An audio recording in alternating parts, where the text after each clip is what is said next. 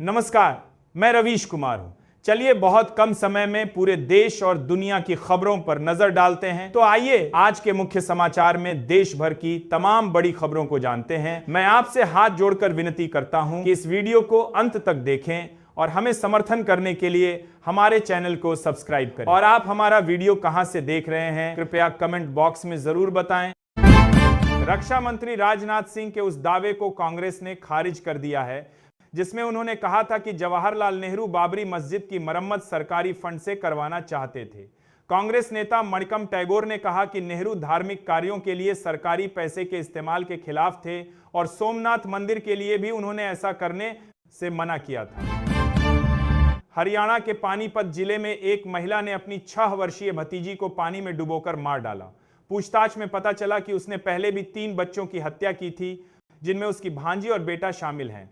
आरोपी ने बताया कि वह सुंदर बच्चियों से नफरत करती थी और इसलिए उन्हें मारती थी। पुलिस ने उसे गिरफ्तार कर लिया है। इंडिया वर्सेस साउथ अफ्रीका डॉन ओडीआई लाइव स्कोर। भारत और साउथ अफ्रीका के बीच 3 मैचों की वनडे सीरीज का दूसरा मैच आज रायपुर में खेला जा रहा है। इस मैच में साउथ अफ्रीका ने टॉस जीतकर पहले गेंदबाजी का फैसला किया। रूसी राष्ट्रपति व्लादिमीर पुतिन के 2 दिवसीय भारत दौरे पर दुनिया की नजर है। इस दौरे से पहले यूके, फ्रांस और जर्मनी के राजदूतों ने यूक्रेन युद्ध को लेकर पुतिन की आलोचना करते हुए बयान दिया, जिस पर भारतीय विदेश मंत्रालय ने कड़ी आपत्ति जताई है। कर्नाटक में मुख्यमंत्री पद को लेकर सियासी नाटक जारी है। पहले सिद्धरमैया ने दिल्ली में आलाकमान से मुलाकात की, जिसके बाद डीके शिव कुमार भी दिल्ली पहुंचे हैं। पार्टी आलाकमान मामले को सुलझाने में जुटा है, लेकिन अभी तक कोई नतीजा नहीं निकला है। सबकी निगाहें अब आगे की रणनीति पर टिकी हैं। प्रदेश में रोहिंग्या व बांग्लादेशी घुसपैठियों पर सख्त कार्रवाई को लेकर मुख्यमंत्री योगी आदित्यनाथ ने सभी नगर निकायों को सूची तैयार करने, प्रशासनिक अधिकारियों को रिपोर्ट सौंपने और हर मंडल में डिटेंशन सेंटर बनाने के निर्देश दिए हैं। इसी क्रम में नेपाल बॉर्डर पर और सतर्कता बढ़ा दी गई है।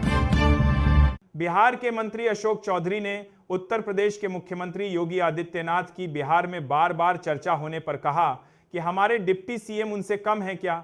वे बिहार में बुलडोजर एक्शन पर सवाल का उत्तर दे रहे थे। सुप्रीम कोर्ट ने अरावली पहाड़ियों की एक नई परिभाषा को मंजूरी दी है, जिससे विशेषज्ञ चिंतित हैं। नई परिभाषा के अनुसार अरावली क्षेत्र का दायरा कम हो गया है, जिससे खनन और निर्माण गतिविधियों की अनुमति मिलने की संभावना है। विशेषज्ञों का मानना है कि इससे पर्यावरण पर नकारात्मक प्रभाव पड़ेगा और वन्य जीवों के आवास नष्ट हो जाएंगे। हिमाचल प्रदेश उच्च न्यायालय ने राज्य सरकार को स्कूलों में प्रधानाचार्यों के लगभग 800 रिक्त पदों को 20 दिनों के भीतर पदोन्नति से भरने का आदेश दिया है। न्यायालय ने डीपीसी आयोजित करने और पात्र प्राध्यापकों को नियुक्ति पत्र जारी करने के भी निर्देश दिए। अदालत ने सरकार की डीपीसी आयोजित करने में विफलता पर नाराजगी जताई, जिसके कारण कई अध्यापक बिना पदोन्नति के सेवानिवृत्ति के करीब हैं। मामले की अगली सुनवाई 26 दिसंबर को होगी।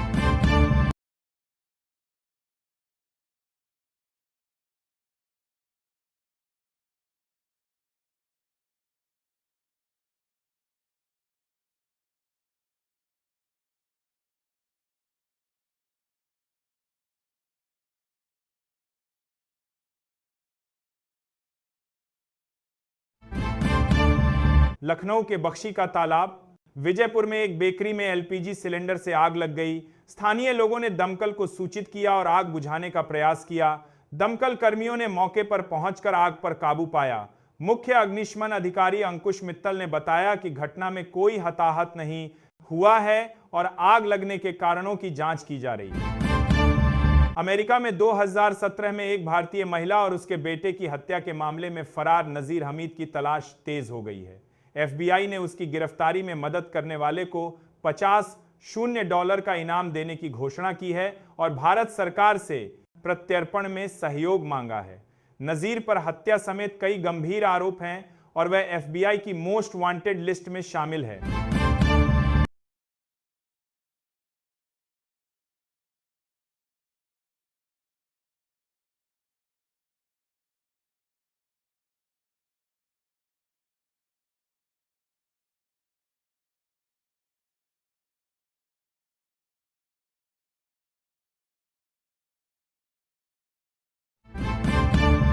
रूस और यूक्रेन के बीच जारी युद्ध को समाप्त करने के लिए डोनाल्ड ट्रंप के दूतों ने रूसी राष्ट्रपति पुतिन से मुलाकात की, लेकिन कोई समझौता नहीं हो सका।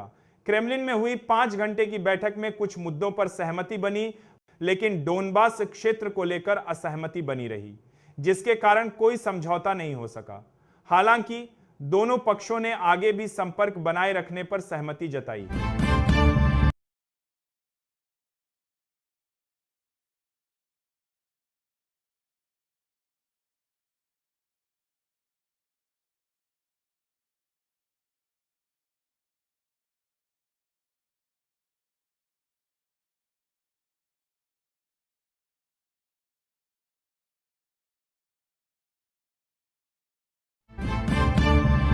अमेरिका के राष्ट्रपति आवास के पास हुई गोलीबारी में एक नेशनल गार्ड की जान चली गई थी।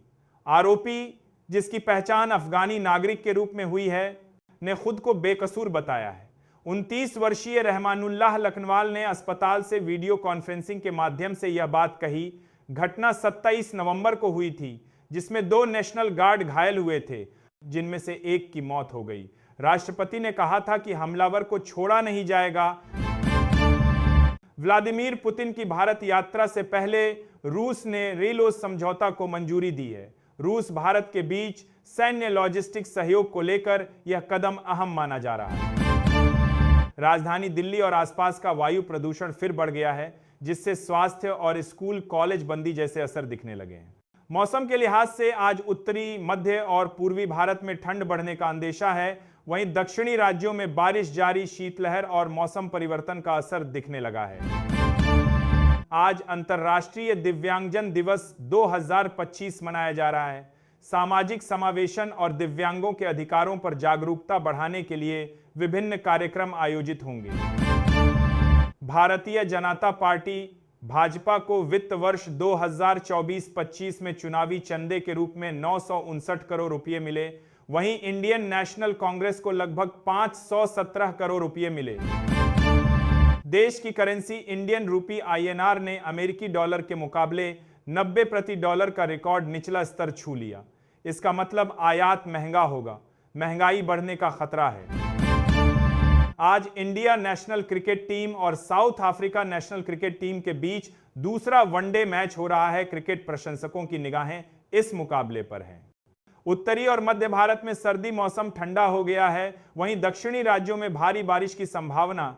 इंडिया मीटियोरोलॉजिकल डिपार्टमेंट IMD ने कई राज्यों के लिए अलर्ट जारी किया है। आज वर्ल्ड डिसेबल्ड डे, अंतर्राष्ट्रीय दिव्यांगजन दिवस मनाया जा रहा है। कई स्थानों पर दिव्यांगों के लिए विशेष कार्यक्रम, सम्मान समारोह आदि आयोजित हो रहे हैं। अदानी ग्रुप ने घोषणा की है कि वह भारत में हवाई अड्डों का विस्तार कर रही है। 2030 तक लगभग $15 बिलियन निवेश करके कई नए टर्मिनल, रनवे और टैक्सीवे बनाए जाएंगे। सरकार ने संचार साथी ऐप को स्मार्टफोन में अनिवार्य रूप से प्री इंस्टॉल करने का आदेश वापस ले लिया है, यानी अब फोन निर्माता इस ऐप को साथ नहीं बेचेंगे।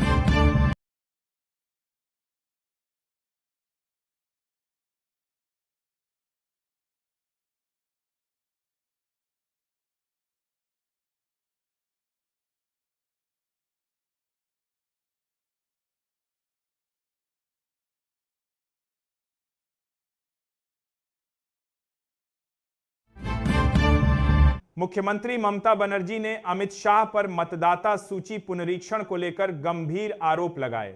मालदा में एक रैली में उन्होंने कहा कि भाजपा चुनाव से पहले मतदाता सूची की समीक्षा करके अपनी कब्र खोद रही है। उन्होंने SIR के कारण हुई मौतों का जिक्र किया और लोगों को डिटेंशन कैंप में जाने से बचाने का वादा किया। ममता ने भाजपा पर सांप्रदायिक राजनीति करने का आरोप लगाया और उन्हें खटमल बताते हुए हटाने का आह्वान किया। बुधवार को माइक्रोसॉफ्ट विंडोज में आई तकनीकी खराबी के कारण दुनिया भर के हवाई अड्डों पर अफरा तफरी मच गई। भारत में भी कई उड़ानें प्रभावित हुईं, खासकर वाराणसी और चंडीगढ़ हवाई अड्डों पर। यात्रियों को मैनुअल चेक इन का सहारा लेना पड़ा और उड़ानों में देरी हुई, जिससे उन्हें काफी परेशानी हुई। लेकर ग्रामीण और पुलिस में झड़प हो गई। ग्रामीणों का आरोप है कि विस्तार से उनकी जमीन और आजीविका पर असर पड़ेगा। झड़प में दोनों पक्षों को चोटें आई हैं। प्रशासन ने मौके पर पहुंचकर स्थिति को नियंत्रित करने का प्रयास किया और शांति बनाए रखने की अपील की। पान मसाला खाने वालों के लिए खुशखबरी। पान मसाला खाने वालों के लिए खुशखबरी। सरकार ने एक नया आदेश जारी किया है जिससे खरीदारों को सीधा फायदा होगा। नए नियमों के अनुसार पान मसाला निर्माताओं को उत्पादों पर पूरी जानकारी देनी होगी और हानिकारक तत्वों की मात्रा सीमित करनी होगी। नियमों का उल्लंघन करने वालों पर सख्त कार्रवाई की जाएगी।